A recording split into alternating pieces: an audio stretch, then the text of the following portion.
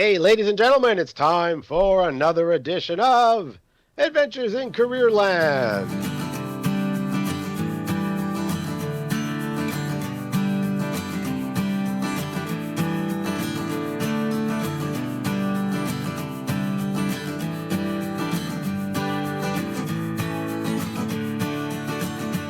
Hello, I'm your host, Adriano Magnifico. I'm the career lead at the Riel Arts and Tech Center, and the Riel Arts and Tech Center is that special applied learning, technical learning, and apprenticeship learning space where students choose another addition to their academic program, to their educational program, where they want a little more technical skill. They want a little bit of the hands-on feeling about learning that can connect them to future possibilities. It may be plumbing, it may be automotive, it may be childcare, it may be culinary, it may be pastry. And of course, one of the programs of the 13 is the broadcast media program, of which I am the obvious beneficiary because I get to work with students in the broadcast media program. And I am in my home, the Yellow Room, affectionately known as the Yellow Room. And because I've had a knee replacement surgery, and it's coming along, and I appreciate everybody's well wishes, and I'm gratified. A lot of people are sending me emails and text messages saying, "How are you? How's the knee getting on?" So appreciative, especially the ATC staff, the Arts and Tech Center staff, beautiful people. I appreciate them reaching out and just seeing how I am. So thanks very much for all that. And we've got an incredible show today because this is the last show of season number 5. Dun, dun, dun, dun. We need some I'm sound doing the hand effects. gesture. Okay, the hand gesture. Season number 5, and season number 5 is episode 12, and it's number 62 in the long continuum of Adventures in Careerland podcast. And again, it's amazing that we've had this many guests, and we've had this long flow of podcasts and just great conversations. This podcast is all about career conversations and about inspiring people to see that when you're trying to figure out where your best fit is in life, or where your best fit may be for a career, or what your next move or plan may be, it's really inspirational. It's really useful and practical sometimes to listen to other people's journeys and how they iterated their journeys. And so that's what it's been all about. And we've had some great folks on this podcast, from people who are just in first-year university to third-year university, to people who have excelled in industry and have made their path. And we've been grateful for all of their contributions to help inspire young people about possibilities. It's a daunting challenge to figure out where your career path may lie. And if we can provide an extra little resource for you, an extra piece of inspiration, a story that may be similar to yours or a little different, but which ignites your curiosity and makes you think, hey, why can't I do that? Then we've accomplished our task in creating this podcast. And of course, I'm in the broadcast media program, and I'm in my house, but I know my able team from the broadcast media program makes me very sad. You might see tears flowing down the side of my face, or my eyes extremely wet and red, because this is our last podcast with these two people who have been working with me for over a year. And we get to know each other over that time, and it's been my pleasure, it's been my privilege to work with these two students. So I'm appreciative to Mr. Plaintnick, Mr. P, as he's known in the program, who runs the broadcast media program, for training and providing these students as the great contributors to this program. And it's just been my great pleasure to work with them. So CJ identifies Hello. they, them. How are you? I'm doing good as usual. It's a big episode. I'm excited to see where this episode is going to go, because it's been such a great experience to interview so many different people, and yes. even especially looking at I know me and Andre's first episodes compared to where we are now.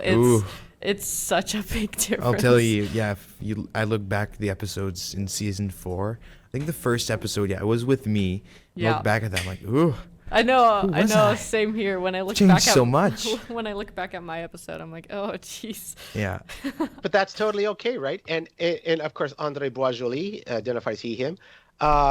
welcome as well to you. We've heard your voice, so it's so Mhm. nice to have you. And you had a couple of difficulties. Sometimes you were sick and you're out of town, so it's hard to Life get in here happens. sometime. Yeah. So it totally happens. And I just appreciate you being a part of this podcast, being a part of it. But you're bringing up the good point. You're talking about growth and a growth mindset, right? When you started out here, do you remember me having conversation? And of course, this podcast is about you two and about not you two, the band. You know, See, now I get although, that reference. although Bono is one of my favorites, right? I still haven't found what I'm looking for. That's part of the Great song. podcast. That's part of the career mantra. Mhm. We still haven't found what we're looking for, kind of thing. Gotta But play that on the way it's home. it is you're going to play it all the time. But it really is. Are you guys into U2 and Bono? No. I've listened I've to heard a of couple them. songs. Heard a couple songs. We like CJ. Mm. I don't listen Well, to it regularly. that Joshua, you know, when I was in my 20s or 30s or whatever, that Joshua Tree album was everybody's hit list. Oh my gosh, that was just an amazing album. Anyway, what a band. But this is what this whole podcast is about, right? It's about growth, and it's about where did I start and where did I come to at the end, and then what's the plan moving forward. And so when I think back to where you began, I remember those conversations. CJ, Andre, you both were very reluctant to talk Oh yeah. because that's a challenge, right? And it's one of the things that I always talk to students about. There's three things that are going to happen to you in your life. Number one is you're going to leave high school. And unfortunately, some people get kicked out. Some people are dragged across that line. Some people meander blandly with a 70% through high school. And some people leave with incredible marks and exit awards, right? You see that in your own schools, don't you? Yeah. Yeah. Where you just see that happening. And the majority of students in schools are those 70%ers for whom there is no specialty programming, for whom there is no attention, right? Because they're going to graduate and 70% is a decent mark. But do those students have they had the ability to think and reflect about who they are and what's important to them and what the path may look like? And that's something we've talked about on this podcast a lot. You started out, I always say to students, you're going to leave high school. The second thing is you're going to have to talk about yourself to somebody who matters. Maybe an employer, maybe a scholarship adjudicator. It may be someone in an elevator. It may be a relative at a wedding who can have some influence, or someone you meet for the first time in a cold call. But you're going to have to do that. And the third one is you're going to look for work. You all are going to do that. Are those fair to say? Oh, completely. Yeah. Especially I am going since- to look for. Especially since we got internships coming up in a couple weeks. Yeah. That'll Yes, really and open up that's the the great doors. thing. Oh, and they do. And that's what we'll talk about a bit. But the importance of you learning how to talk, or just, when I say learning, I think it's dormant in every person. And that's why do you remember me pulling you aside sometime and say, hey, CJ, is it possible for you to take that moment and ask that question? Or when I say to Andre, there was a moment there Yeah. where you could have asked that question. Yeah. And I was just trying to spur you on to make you think about it's sitting in you to ask, because the theory I have about that is this dormancy in you and in most students comes out to play perfectly here. Now these questions come out of you naturally. Do you feel that way? Talk about that a bit. Yeah, well, yeah, we've definitely had that talk where you pull me aside and there's nothing bad about it. Like, It's never meant to be bad. right? Exactly. It's just meant to say, here's an opportunity for you. yeah, it only helped me, I would say, to obviously become a better interviewer. It helped me to ask better questions, and also just not be scared to ask the question when it arises. I found myself, let's say in the first few episodes, you could say I was maybe holding myself back a lot. The questions were in my head, but I was also nervous to ask them. They wouldn't come out as often. And as if you listen to the episodes, episode by episode, you can see, I ask more questions. I get more interested. I get more involved. Exactly. But yeah, it's really, it all starts with people who, like you, Mr. Magnifico, who start and motivate you to do stuff like that. Because yeah, I did need that. I did need the Magnifico pep talk to kind of get me up and running. Yeah, But, and I'm gonna steal a quote that one of our guests said. I'm not sure how long ago it was, but they said to seek discomfort. And I'm pretty sure Magnifico has made us do that, whether we like it or not. But it has helped. I think that was Justin Patricino in episode 3. Yes. Yeah. Yes. Yeah. Yes. It absolutely was. But that's an interesting piece. And it's funny you say that. And CJ, you can comment on this too. But you said, well, I'll paraphrase a bit if I got it wrong exactly. But you were talking about the questions, about you feel more comfortable asking questions. Because in school, do you ask a lot of questions in the regular school system? I do. or do you just take it in? And then when you ask questions, does it make it more difficult for you? You know what I'm saying? Like, are you encouraged to ask the questions and just make sure they come out? Mm-hmm. Or do you just absorb the information, consume the information, and go off? Not at all. In high schools, I feel like they don't encourage questions, especially in my high school, because when I would ask a question, it would feel more like I'm being a burden, because everyone's like, oh, I just want the class to end. Why are you making it go longer by asking questions? That is true. Yeah. So. I mean, there is a time and place to ask questions. I mean, but I think most of the time when you ask questions is when you're doing the lesson itself, when you're actually learning, when you're, studying for the test. I think, teachers should be open to ask questions. Usually they are. Yeah, the teachers usually are. But it's you could say, when you're in class and you're doing a lesson, there's 15 minutes left to class, and you raise your hand, everybody is going to look at you and say, and say after the class, like, why did you ask that question? Well, I wanted to know. I wanted to learn. Yeah. Yeah. So there is a certain stigma around that. And that's an odd thing. Like, that's an odd thing where it should be a place where questions are completely encouraged, right? Mm-hmm. And it should be a place where your curiosity is at the zenith. It's just, it should be overflowing. And the teacher should have the great burden of handling all your curiosity. But it doesn't always work out that way. And I'm not saying teachers are bad at their job or anything like that. I just mean somehow we've created this culture where if we can get through the lesson and move on to the next subject and then finish that one and move on to the next subject, then we've completed our day. When my day is always filled with curiosity. I ask questions all the time. I drive my wife nuts about everything, about why are we doing this or where is this? And there is a danger in asking why all the time too, just to be clear. And you'll run into that. I ask why in the division all the time. It doesn't always put me in the best light, because it means you're being overly critical sometimes. How do you feel about that? I agree with that. And this might be a bad example, but especially when it's like children, they ask why about every single thing out there. Yeah, the age where you ask the most whys is when you're 3 years old, when your consciousness is starting to develop.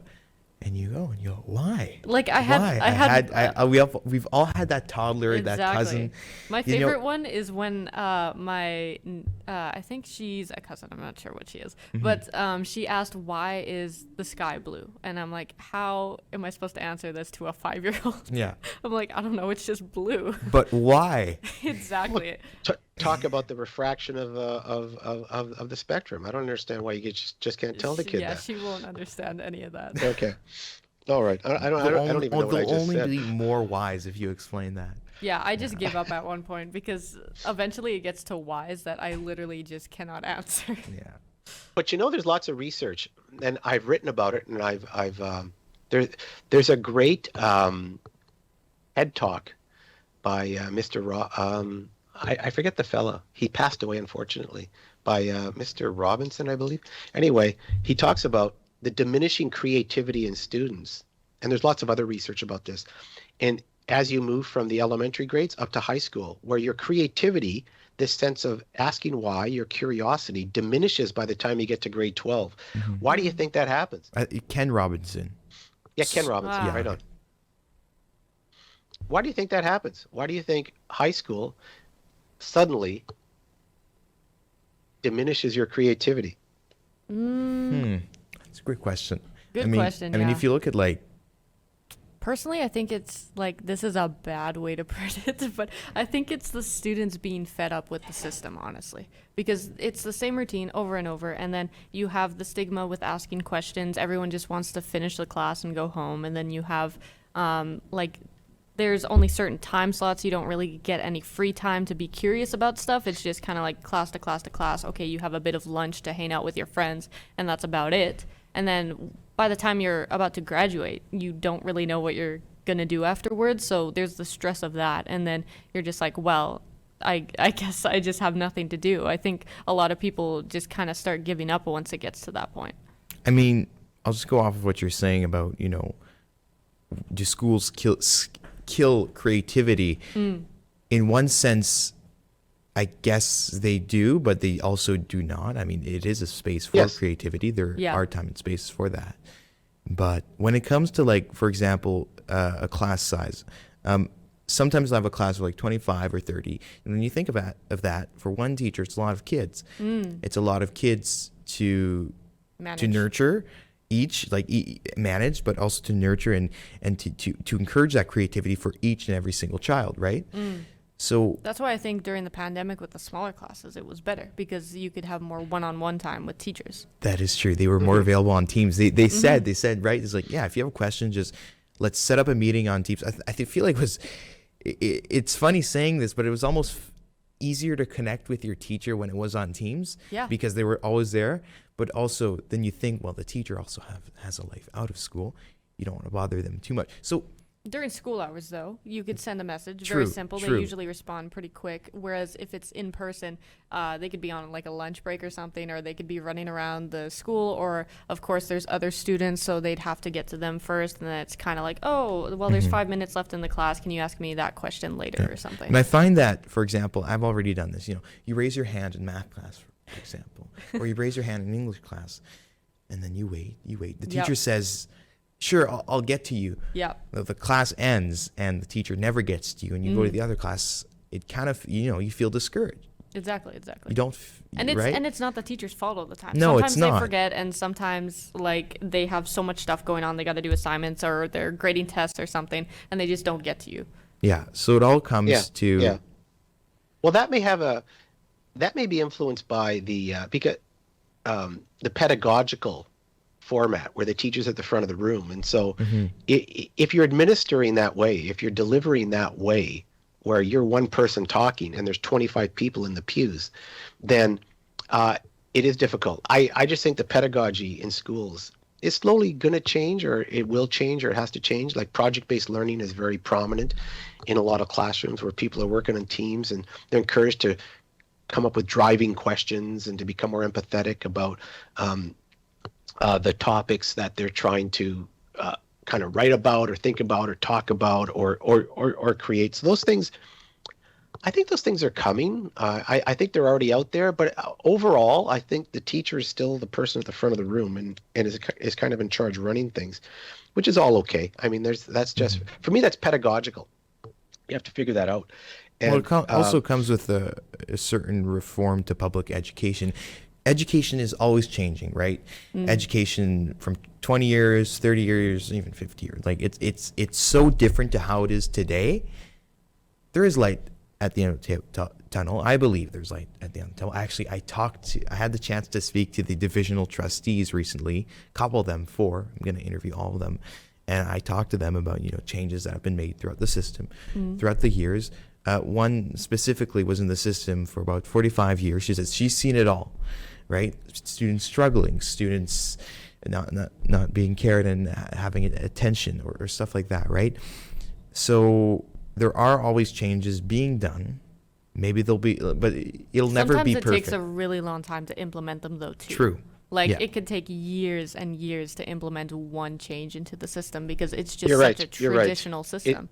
And it's huge. And it's huge, right? Like school is perceived as, in September, is there someone at the front of the room and there are 25 people in that space?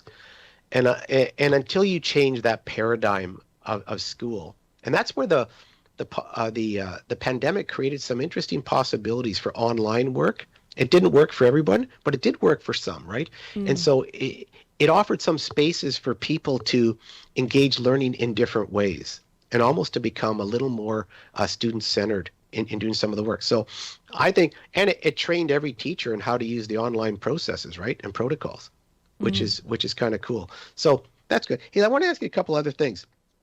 That was an interesting conversation, as usual. What's been the effect of this podcast on you two people? In what What's sense? been the effect of it? How has it changed you or not changed you? Or how is this of a benefit to you moving forward, having done this podcast?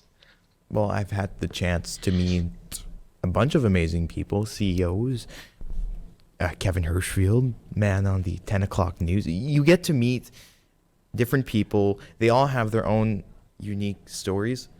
I feel as though every time we do an interview, it really opens up my mind to a clearer worldview.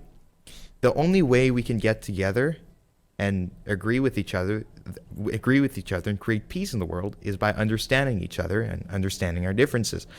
So, for example, this podcast kind of offers that, that opportunity for people to come. Obviously, we focus on careers, but we also get into, their personal journeys, where it has brought them and stuff like that. And it all comes together, I say, at the end of it.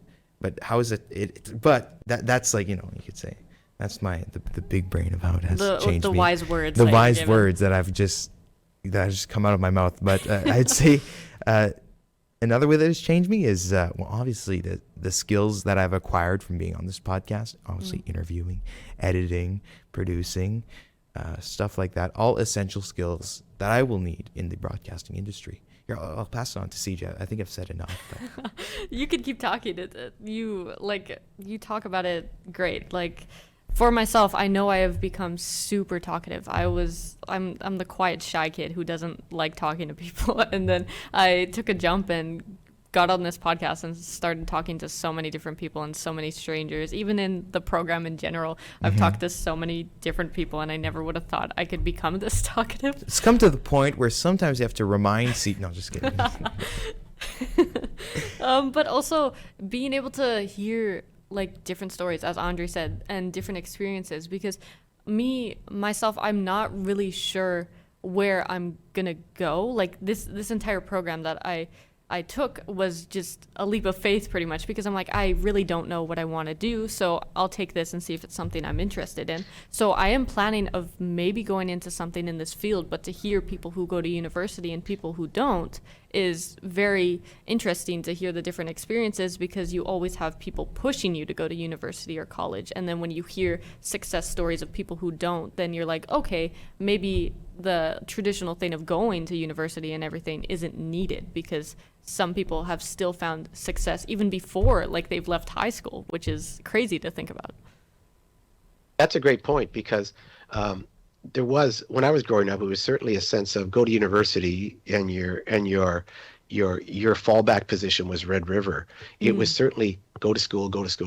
But there are some very successful people who go to work or start small ventures, and who go to school later as they decide, here are the skills I need to get, and here's the education that will connect me to those skills. People are very practical now, right? There's a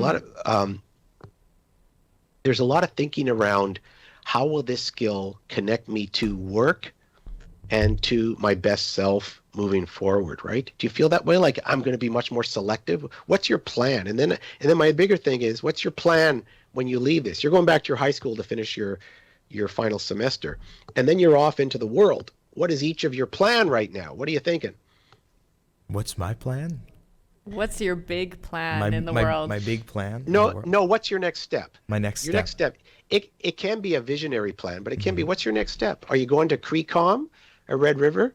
Or are you going into university? Are you choosing something at Red River? You're going to go directly to work and try things out for a while? Well, I think I will go to work after this program, but also with that work, I'll also, further develop my education in this field, because I know it's something that I want to pursue. I don't think I'll be going to a program thinking, what am I going to do with this? When I go into a program that'll be, in this field and it'll be related, I won't be lost in, my path and my future.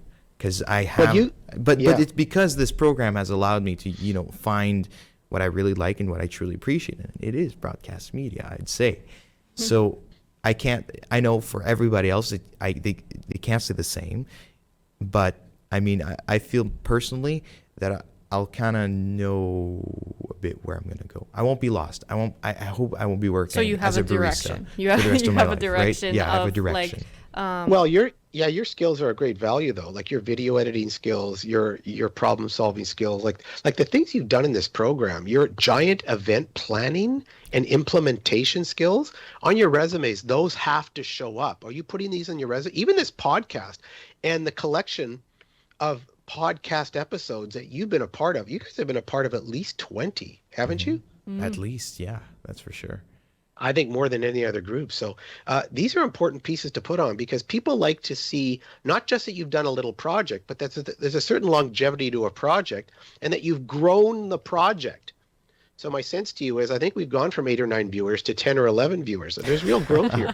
That's a big jump. Holy smokes. Huge. And I think on your resumes, you need to communicate those pieces to people that you've done this work and all of the skills involved in setting up, being a part of the control room, being a part of the editing process, being a part of the hosting, being a part of the planning and implementation. Those are enormous pieces that can be put on a resume. I would turn this podcast piece into a direct experience on your resume. I can show you how to do it if you like, but it's an easy one when you talk about your broadcast media experiences.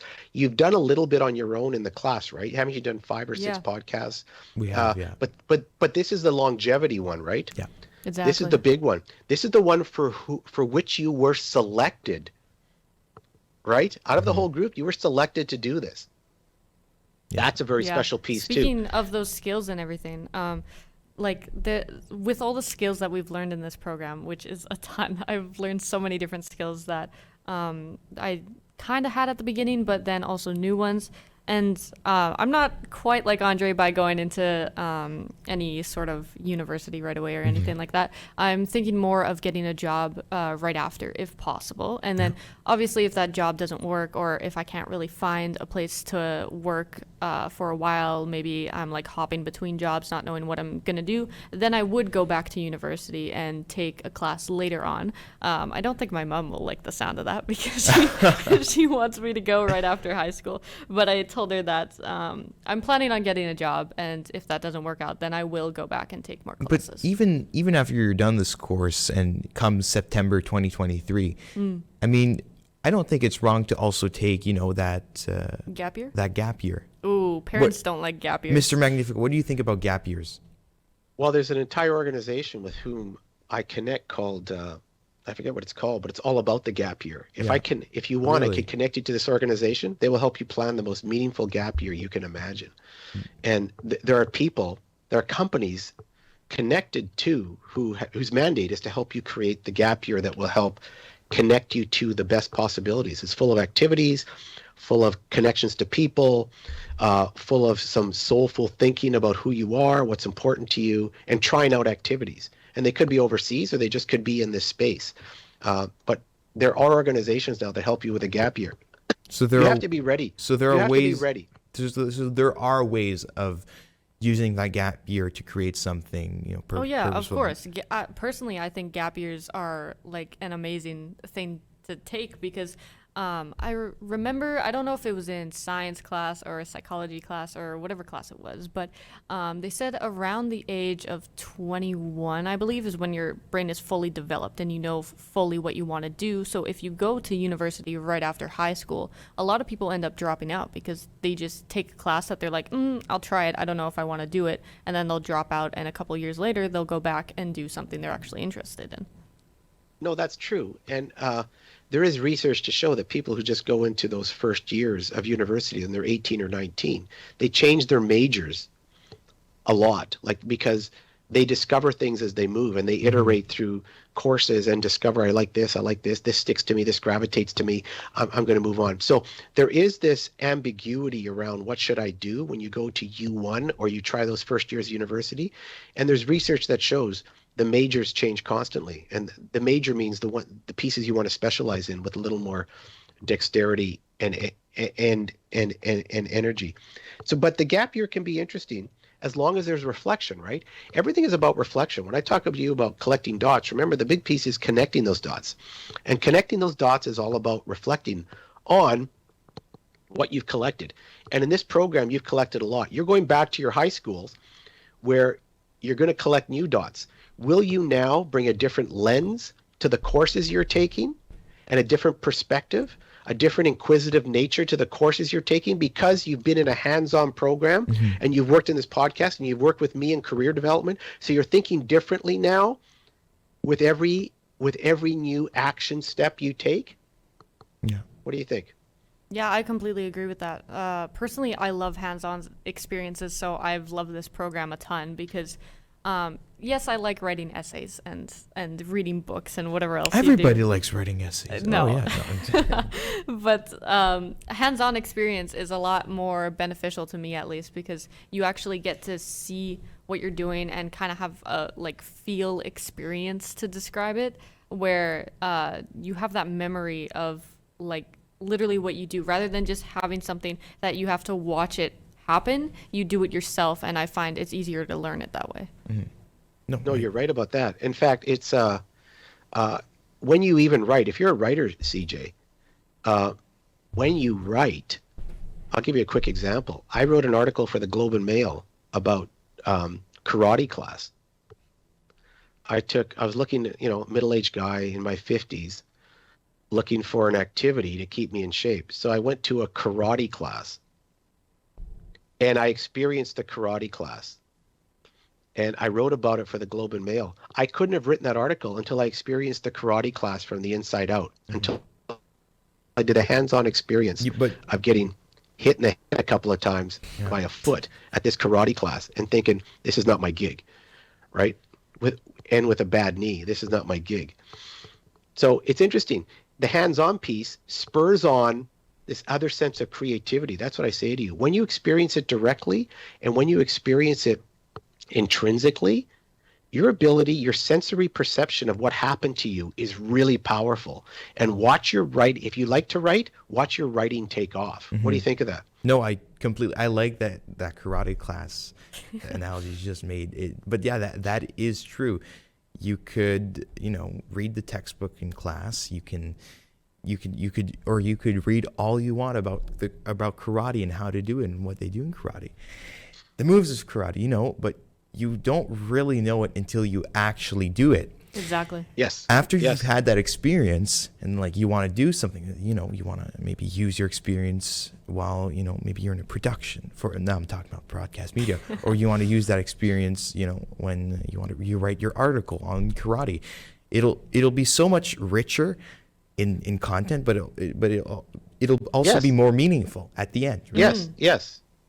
I mean, and that's where you'll move forward now because you've been in these programs and applied learning. You've been in an applied learning program where it was dependent on you finishing things, touching things, making things work, running down the sidelines with those cameras in the dead of winter.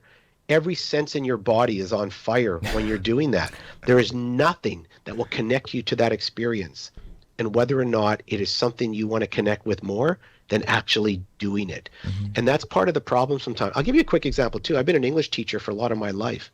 And I taught students how to write. The difficulty was I didn't write too much. And at some point in my life, I thought, if I don't start writing myself, I can't, in all honesty, tell these people how to write. So my question to you is, how many of your English teachers actually write? And so I started writing short stories and actually won a few awards in short stories. So I began to understand what a single word can do to a text, or what a single particular line, how to create dramatic tension in a text, because I began to work harder on the inside out version of writing. Instead of just telling people how to write, I had to start writing myself. And it was the only way I could become the writer who could share insights about how to make others a better writer. You know what I mean? No, yeah, yeah. That's fascinating stuff. Hey, so, you know what?